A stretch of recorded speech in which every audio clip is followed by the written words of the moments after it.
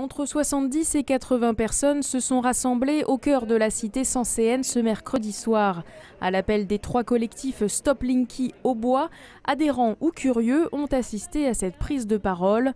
Ils dénoncent l'éventuelle implication du compteur Linky dans l'incendie mortel du 8 avril dernier dans la commune. Je ne veux pas affirmer clairement que c'est le Linky, mais le problème c'est que beaucoup d'incendies se déclenchent juste après qu'il y ait eu la pose de compteurs neufs, de compteurs Linky neufs.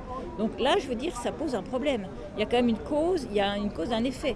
Enfin, je veux dire, il faut quand même, faut pas être sorcier pour se dire, il y a peut-être un problème par rapport à ce type de compteur-là. Surtout qu'en plus, il y a eu des milliers de compteurs Linky qui sont déjà installés à Troyes et dans l'Aube.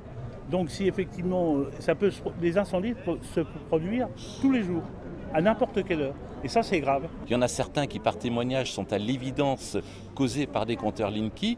Et ce qui nous inquiète le plus dans l'affaire de Saint-Julien, c'est que, alors qu'il peut y avoir au moins un doute très raisonnable, on a un silence complet des autorités compétentes. On pourrait au moins penser qu'elles préviennent la population et qu'elles prennent des mesures de précaution en attendant d'en savoir plus. Les résultats de l'expertise menée par le laboratoire Lavoué à la demande du parquet de Troyes indiquent pourtant que le compteur connecté n'est pas à l'origine du départ de feu.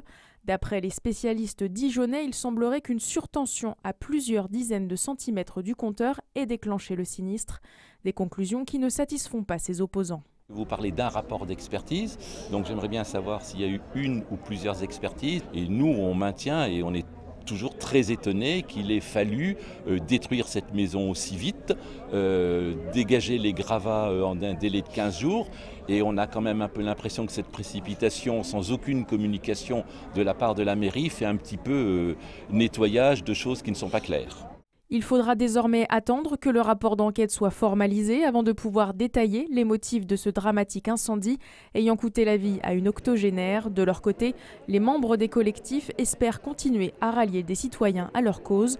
Une pétition est en cours.